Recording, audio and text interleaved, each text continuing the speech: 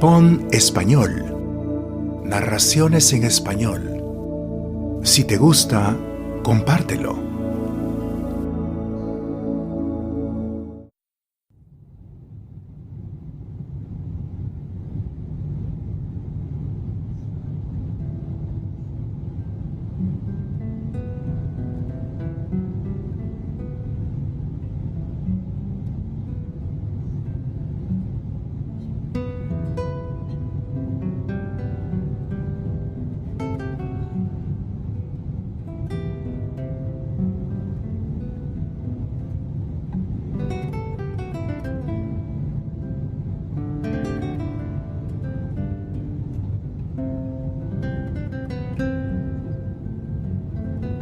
La identidad trágica.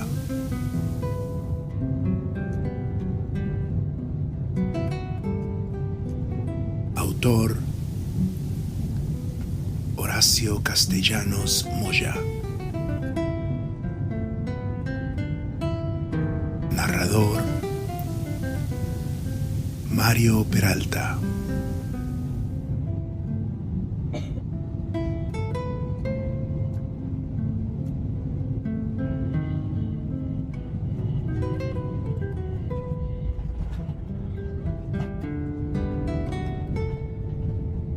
En las primeras páginas de Dark as the Grave, Wherein My Friend Is Laid, la novela póstuma de Malcolm Lowry, el personaje central, Sigbjörn Wilderness, viaja en avión rumbo a México. Su alcoholismo y su paranoia lo mantienen en un estado de extrema excitación nerviosa, de pavor ante la posibilidad de ser detenido por las autoridades migratorias mexicanas a su llegada al aeropuerto. Sigbjörn porta, claro está, un pasaporte británico y no tendría nada que temer si no fuese por su estado mental y quizá por sus pasadas andanzas en ese país.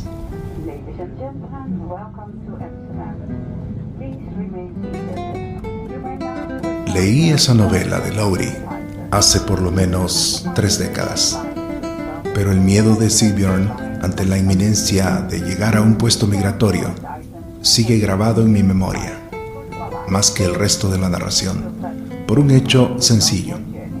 He sido víctima de un miedo semejante a lo largo de mi vida adulta. El miedo a ser detenido por las autoridades migratorias del país al que llego. A diferencia de Sigbjörn, no lo padezco a causa de una paranoia alcohólica, sino por razones de otra índole, entre ellas que viajo con un pasaporte salvadoreño, sospechoso para muchas de las autoridades migratorias ante las que he tenido que pasar.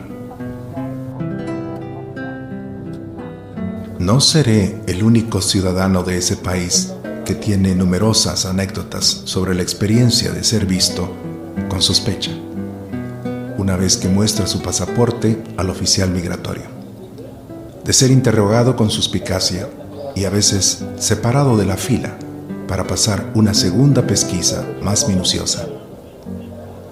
Recuerdo con especial primor a un oficial holandés en el aeropuerto Schiphol, que sellaba con rapidez el documento de los viajeros de distintas nacionalidades, que estaban por delante de mí en la fila, pero que cuando llegó mi turno, comenzó a revisar el pasaporte página por página, con suma lentitud, haciendo esfuerzos por descuadernarlo. Luego sacó una pequeña y coqueta lupa que se acomodó en el ojo para revisar cada uno de los sellos, como si hubiese sido un joyero a punto de descubrir la falsedad del diamante. Enseguida llamó a un colega para hacerle comentarios sobre el pasaporte y finalmente me indicó que me hiciera a un lado y esperara en una salita una segunda revisión más a fondo. Pese a que ya le había mostrado mi tarjeta de residente en los Estados Unidos y mi credencial de profesor universitario, nada de eso importaba. El solo hecho de mostrar un pasaporte salvadoreño me hacía sospechoso. ¿De qué?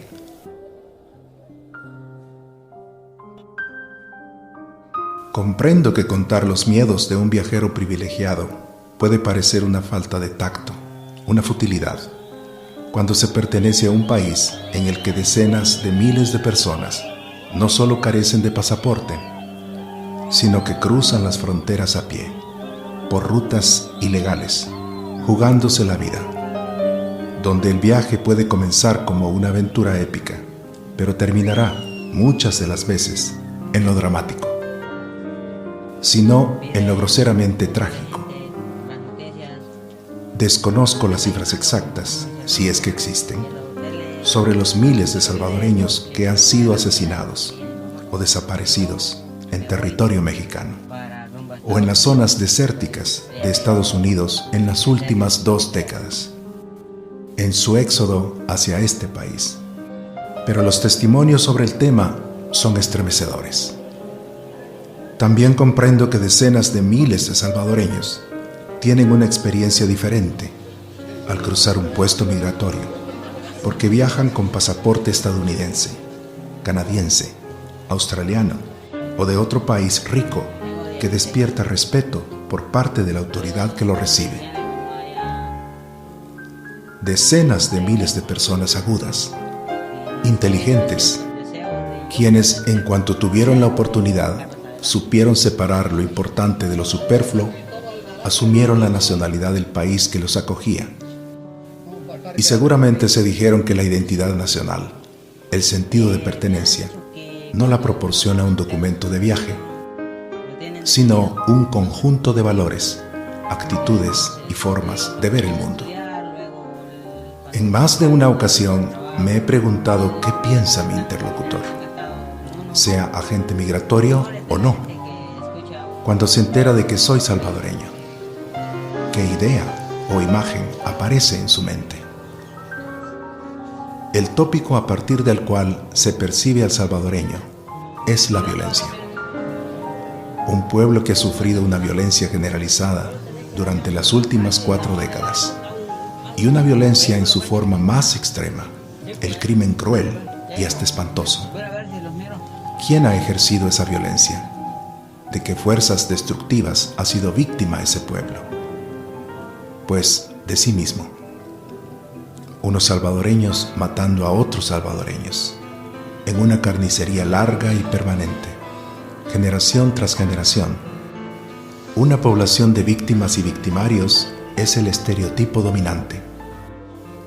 Desde finales de los años 70, El Salvador comenzó a ser conocido internacionalmente por las noticias sobre matanzas de campesinos, estudiantes y obreros, a manos del ejército y sus grupos paramilitares.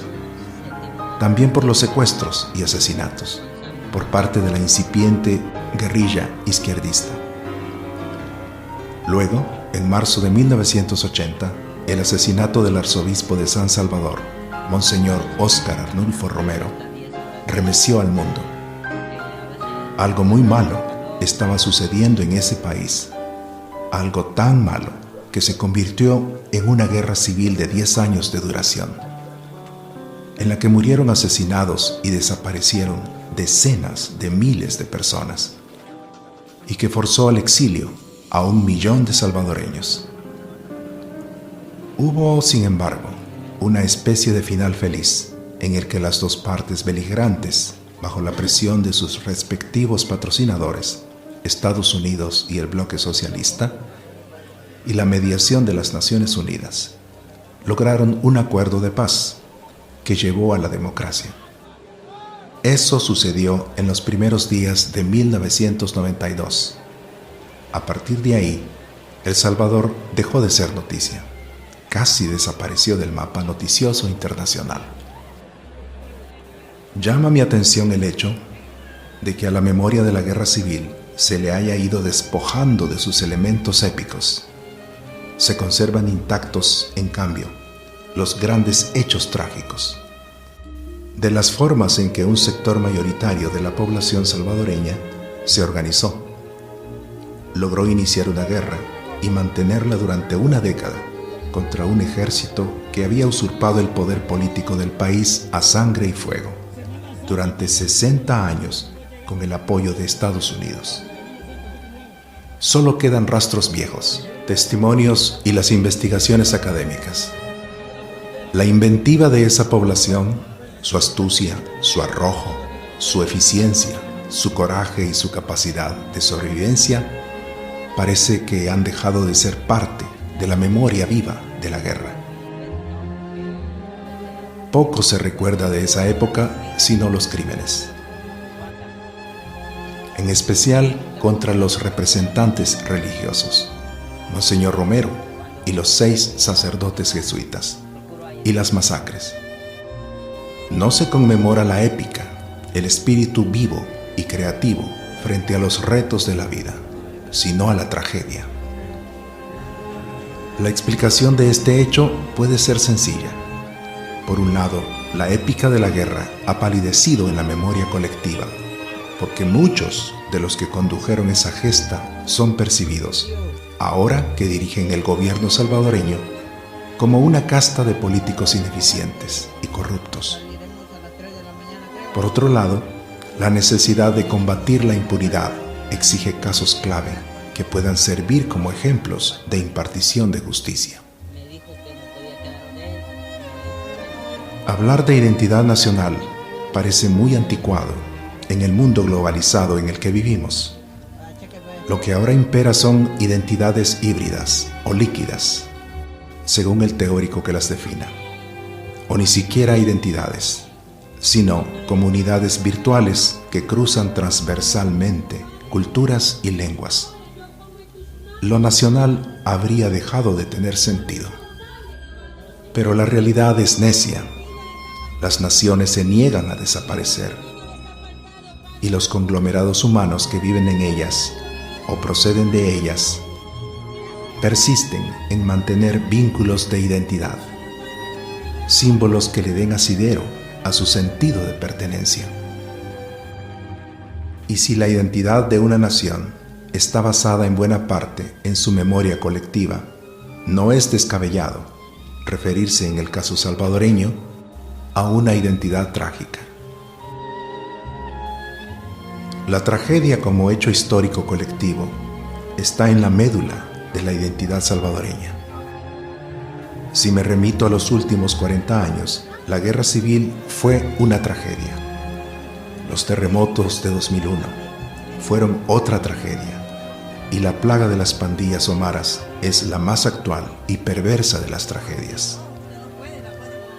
Cada una de ellas, ya sea política, telúrica o social, ha producido masivas corrientes migratorias, sobre todo hacia los Estados Unidos. Los relatos sobre este éxodo masivo han sido extensamente contados en innumerables reportajes y películas. Su análisis también ha sido abordado en reportes sobre la violencia y la migración en El Salvador. Un informe de la Oficina de Censos de los Estados Unidos calculaba que 1,6 millones de salvadoreños vivían en Estados Unidos en 2013, antes de la masiva llegada de menores sin acompañantes en los años subsiguientes.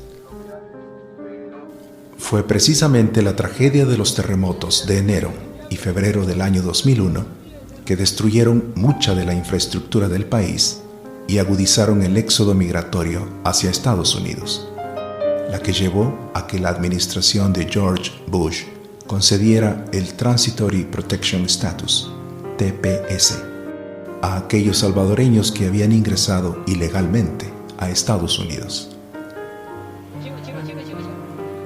Ahora, 17 años después, la administración Trump ha decidido cancelar ese estatus a los 200,000 salvadoreños que estaban bajo su protección y procederá a deportarlos en el año 2019. Esta decisión marca el inicio de otra tragedia, no solo para los que serán despojados de 20 años de su vida. Gracias a su estatus legal, fundaron familias, compraron casas, crearon empresas, pagaron impuestos y cotizaron al seguro social. Como cualquier inmigrante permanente, sino también para el país que tendrá que recibirlos, Un país que se ha caracterizado precisamente por expulsar a su población, a la que nada ofrece, sino miseria y violencia. 276 personas salen cada día de forma ilegal con destino a Estados Unidos, según la Cancillería salvadoreña.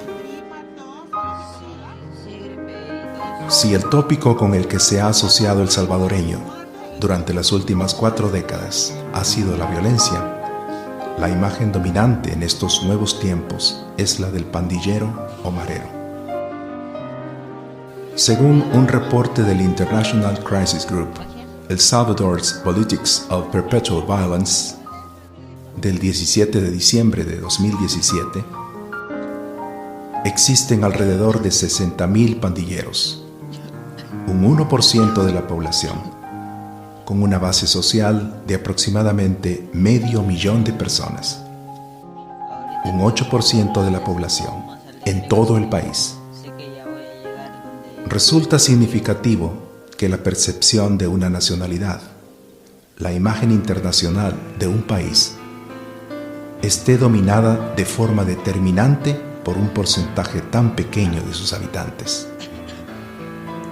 Claro que más significativo resulta que el Estado salvadoreño no haya encontrado políticas eficientes para contener ni reducir ese fenómeno de descomposición social durante 2 décadas. No tengo duda de que quienes han tratado en distintos ámbitos de la vida y en diversas latitudes con el 99% de los salvadoreños que no son pandilleros, tienen una imagen de estos que no coincide con la del criminal desalmado que encontramos en crónicas y reportajes. Pero pese a ello, la figura del pandillero ha pasado a convertirse en la imagen dominante del salvadoreño a nivel internacional. Una figura que es trágica en sí misma, tanto por sus orígenes, producto del abandono, o de la violencia familiar, o de la marginación y la falta de oportunidades, o de la represión, o de todas estas causas juntas, como por sus acciones, el crimen.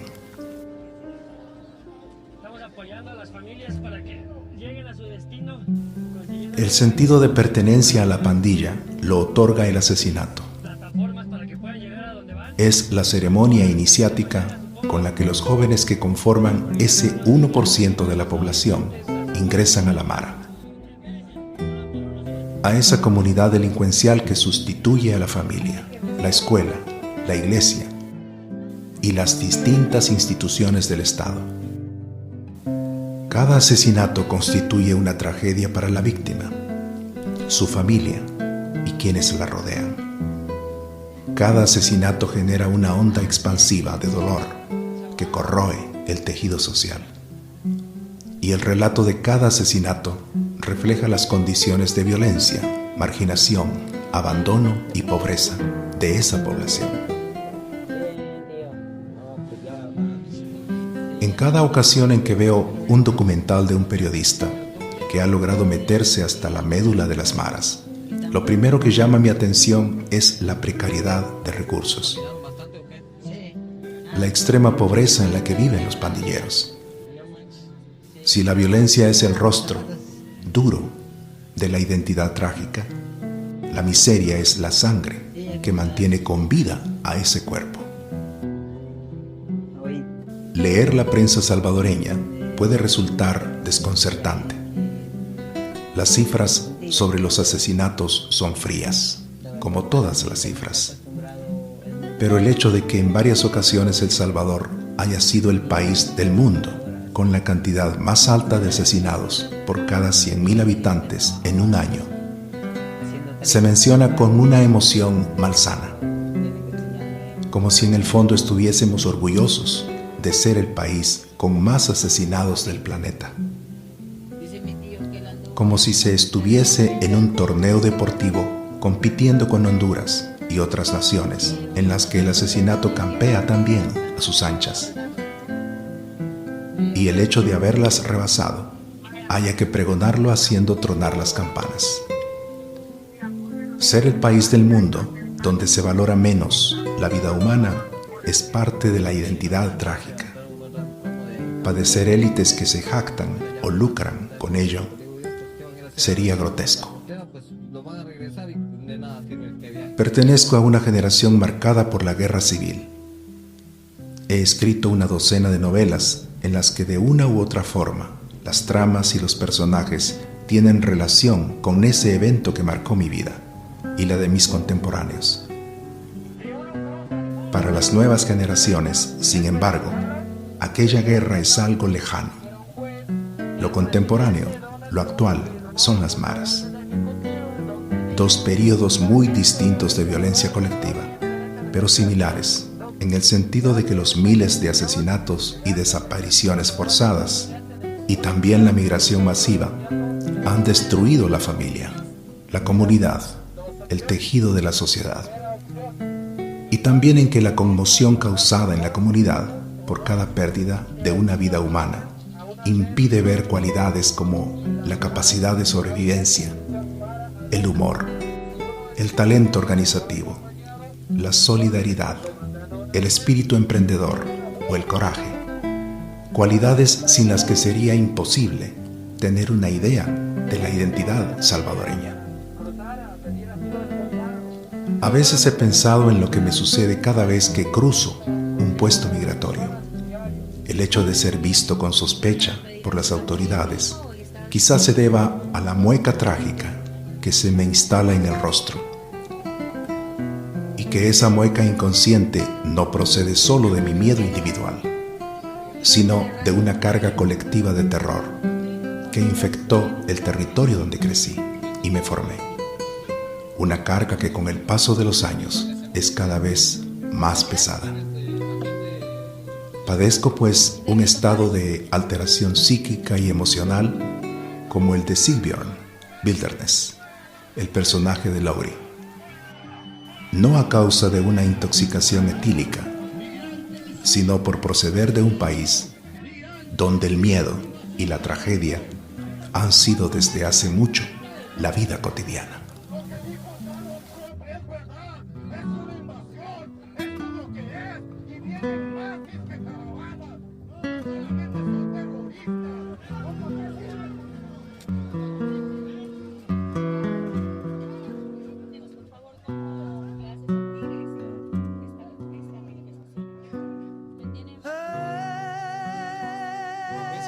En cajas de camiones de carga en Texas, brincando por el canal de Yuma en Arizona o protagonizando persecuciones mortíferas en California. Así han sido los intentos de cruce de migrantes durante los últimos días por la frontera sur. Desde lo que va del principio del año fiscal 2021 hemos visto un incremento en las aprehensiones de migrantes que tratan de cruzar de manera irregular a los Estados Unidos. Mientras algunos solicitantes de asilo siguen ingresando a Estados Unidos en grupos pequeños por garitas como la de San Isidro o El Paso. Entre los puertos de entrada, miles de migrantes intentan cruzar de forma indocumentada todos los días, incluso los que tenían meses esperando en campamentos, y al final, como Ritzy, se cansaron de esperar. Porque estaba la oportunidad de pasar con niños. En Texas, los hallazgos de migrantes se dan sobre todo en casas de seguridad, como esta cerca de la ciudad de McAllen, donde la patrulla fronteriza descubrió 130 personas. En esta otra muy cerca fueron 71, la mayoría eran de México, El Salvador y Honduras. Those individuals who are thinking of coming to our border, they need to wait. Mientras la administración Biden sigue siendo clara en decirle a los migrantes que no vengan, así reaccionan a la situación actual. Do you believe that right now there's a crisis at the border? I think that the answer is no. I think there is a challenge at the border that we are managing. Y mientras también se registra un aumento en el número de niños no acompañados que llegan a la frontera sur, al presidente Biden no le preguntaron si hay una crisis en la frontera. Respondió diciendo solamente que serán capaces de encargarse de la situación si Dios lo permite. Francisco Fajardo, Noticias Telemundo.